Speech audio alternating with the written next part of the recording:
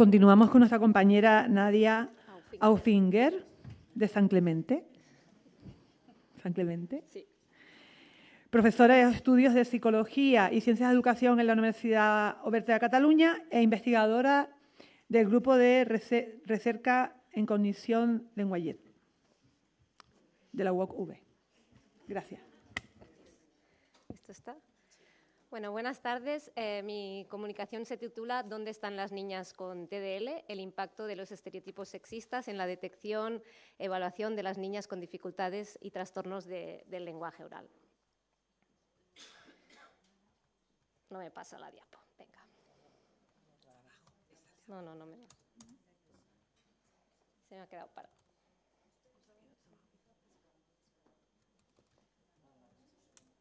Un momentito que estamos dándole para arreglándolo. Vale, ahora, ya tira, vale. El descanso que necesitamos. Vale. Bien, yo primero voy a hablar sobre qué es el trastorno del desarrollo del lenguaje oral. Voy a intentar responder a la pregunta sobre si hay más niños que niñas con este trastorno. Voy a hablar de la influencia de los estereotipos de género en el TDL y voy a mostrar algunos datos para contestar también la pregunta sobre si se ha estudiado el TDL teniendo en cuenta a las niñas. Voy a acabar con unas conclusiones finales tomando en cuenta estos 4 puntos. Bien, seguramente muchas de las docentes que estáis aquí conoceréis qué es el trastorno del desarrollo del lenguaje, pero lo cierto es que es un trastorno del aprendizaje que se conoce mucho menos que otros trastornos como la dislexia, por ello me voy a parar un minutito a explicar lo que es. ¿De qué hablamos cuando estamos hablando de alumnado con TDL? Bien, sabemos que muchos niños y niñas en todo el mundo tienen dificultades para expresarse de manera oral y también para comprender lo que las personas les explican o les preguntan. Y estos niños y niñas no tienen problemas ni de audición, ni daño cerebral, ni otros trastornos que expliquen estas dificultades. Estaríamos hablando de niños y niñas que tienen un desarrollo normotípico en casi todas sus esferas del desarrollo, pero que tienen unas dificultades severas y específicas en el lenguaje oral. Serían dificultades como no encontrar las palabras cuando quieren hablar, llamaríamos dificultades del vocabulario, o dificultades para hacer discursos y oraciones estructuradas, lo que llamaríamos dificultades en la sintaxis, o pueden tener problemas para comprender las bromas, hacer ironías, tanto para hacerlas como para comprenderlas, y también problemas de pronunciación, lo que sería problemas en la fonología. Bien, hay más niños que niñas con este trastorno. En todos los años que se ha estudiado desde la investigación el TDL, el trastorno del desarrollo del lenguaje, se ha dado por válida esta afirmación. El TDL se da mayoritariamente en niños que en niñas. ¿Y por qué hemos dado por válida esta afirmación? Bien, esto ha sido así porque hemos tomado en consideración los estudios epidemiológicos o de prevalencia que se hicieron en los años 70 y 80. Los estudios de prevalencia son aquellos que hacemos con la población infantil general, hacemos cribajes masivos y evaluaciones masivas en las escuelas y contamos los niños y niñas que tienen estas dificultades. En este caso, el 7% de la población infantil tendría este tipo de dificultades y estos primeros estudios de prevalencia nos decían que había el doble de niños que niñas que tenían estas dificultades o hasta 4 veces más niños que niñas tenían estas dificultades. Pero lo cierto es que durante todos estos años donde hemos ido estudiando este trastorno, que ya habéis visto que también ha sido más invisibilizado que otros, ha habido mucho debate para llegar a unos criterios diagnósticos y a un consenso sobre su conceptualización y sobre sus criterios diagnósticos. Hasta 2016 no hubo un consenso en la comunidad científica para determinar cuáles eran estos criterios diagnósticos y cómo conceptualizábamos este trastorno. Pues bien, después de este nuevo debate y de este consenso, se hicieron nuevos estudios de prevalencia, se volvieron a contar cuántos niños y niñas tenían estas dificultades y los nuevos criterios y los nuevos estudios epidemiológicos nos mostraron en Inglaterra y en Australia, que de hecho son los países que tienen más dinero para hacer este tipo de estudios, que más o menos o había el mismo número de niños y niñas con este trastorno y el último que se hizo en 2022 encontraron que haciendo estos cribados generales en la población encontraban el mismo número de niños que niñas. Pues bien, Lo cierto es que la mayoría de estudios científicos sobre el TDL, yo hace ya unos años que me dedico a la investigación sobre este trastorno, siempre en las muestras de los estudios hay más niños que niñas. Siempre que contamos cuántos niños y niñas había en nuestros estudios, siempre hay más niños que niñas. Esto lo que provoca es que estemos estudiando el trastorno de forma androcéntrica. Además, unos estudios recientes también en países anglosajones muestran que efectivamente se están atendiendo a menos niñas que niños en la práctica clínica con este trastorno.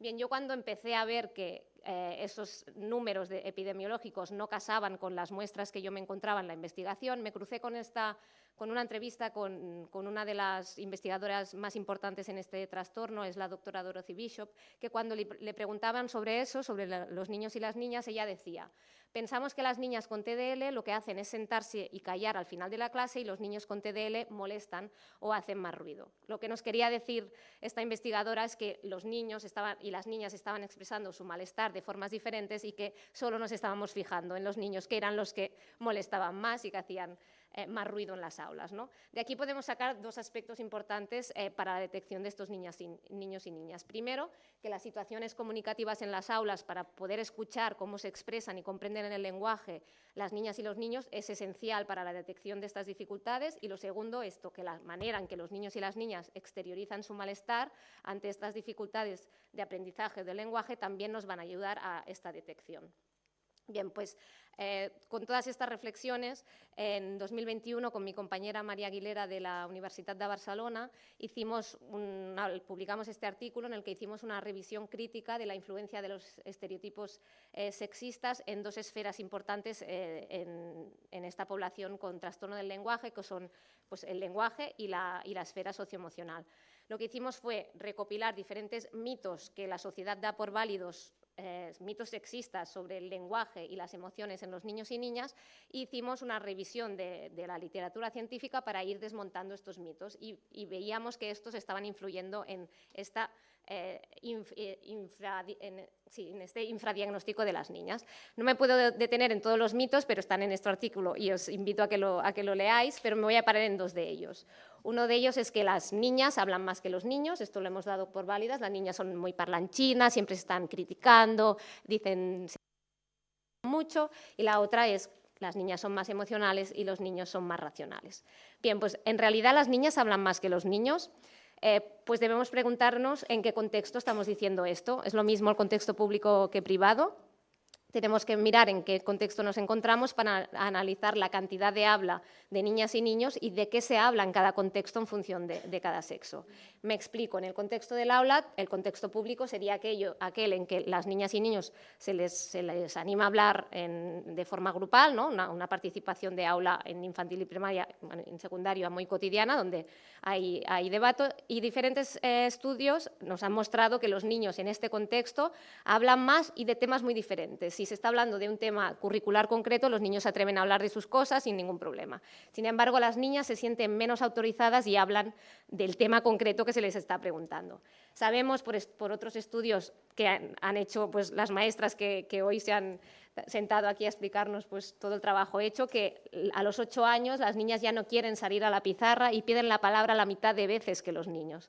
Y hablan la mitad de veces que los niños también en las asambleas de clase. Por lo tanto, estamos viendo que en el contexto público, donde en las escuelas, que serían en el aula donde participan niñas y niños y donde las maestras van a poder ver más estas dificultades del lenguaje, las niñas no están hablando más, los niños están hablando más. Por lo tanto, depende, ¿no? Las niñas hablan más que los niños, pues en este contexto no lo hacen. Por otro lado, las niñas sienten y expresan más emociones que los niños. Pues bien, los estudios nos indican que realmente tanto mujeres como hombres tienen un nivel de experiencia emocional similar, pero con diferencias en el tipo de emoción que expresan. Las niñas son socializadas y se les valida aquellas emociones que comunican sumisión. En psicología les llamamos emociones desempoderantes, y los niños se les enseña, se les socializa, se les valida esas emociones que comunican dominancia y empoderantes. En las niñas, este tipo de emociones, algunos ejemplos serían pues, la tristeza, el miedo, la vergüenza, que se manifiestan a través de sonrisas, risas, miradas y que no implican peligro de dañar relaciones sociales, es lo que llamamos síntomas internalizantes. Y, sin embargo, los niños, pues este tipo de emociones más de dominancia, pues pueden ser la rabia, el orgullo o el desprecio, que se manifiestan con conducta agresiva y que damos por aceptable en las niñas y sin embargo, hay en los niños y sin embargo no en las niñas. Y este tipo de emociones pues provocan conflictos con las demás personas y es lo que llamamos síntomas externalizantes. Por lo tanto, tanto niñas y niños están expresando su malestar, pero lo están haciendo de forma diferente porque las hemos socializado de forma desigual, ¿no? Por ello, es importante que apliquemos la mirada coeducativa y entendamos que la manera de expresar el malestar pues también va a ser una señal de alerta para este tipo de dificultades. Y, por último, quería intentar responder esta pregunta con unos datos que hemos obtenido en nuestro grupo de investigación, si se está estudiando este trastorno teniendo en cuenta a las niñas.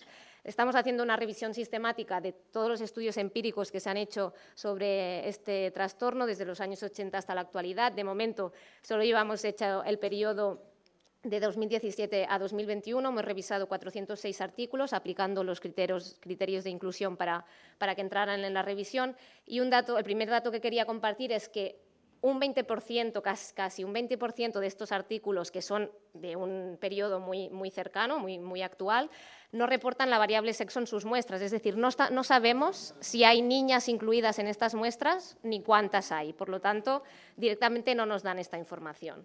No estamos hablando de hace años, sino de estudios recientes. De este 81% que sí que nos dicen cuántas niñas y niños hay un 44% que utilizan erróneamente la nomenclatura género-sexo. Cuando se están refiriendo a sexo utilizan género o utilizan sinónimamente género y sexo.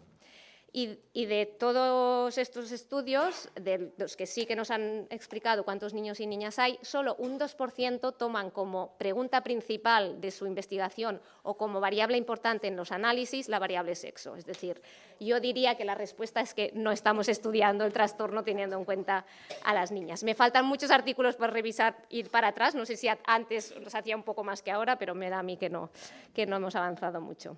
Y nada, como conclusiones finales, yo quería que nos lleváramos a casa unas ideas o unos mensajes importantes y la primera es que el hecho de no incorporar la coeducación en las aulas tiene un impacto en las niñas con más vulnerabilidad. Las niñas con dificultades del lenguaje oral no están siendo detectadas en las escuelas y, por lo tanto, no están recibiendo ni el diagnóstico ni las intervenciones necesarias para mejorar sus dificultades y tener una mejor calidad de vida. Sin embargo, sus pares varones sí que están teniendo más oportunidades. Las niñas, por lo tanto, no nos llegan a la investigación porque estos estudios de cribado aquí no los podemos hacer porque no tenemos dinero. Cuando hacemos llamados a la población para que vengan a los estudios, a que podamos hacer investigación, nos derivan los niños y niñas que se han detectado previamente en las escuelas. Por lo tanto, nos están llegando muchísimos más niños que niñas. Y, por lo tanto, esta es la consecuencia que también desde la investigación estemos investigando y explicando el TDL de forma androcéntrica.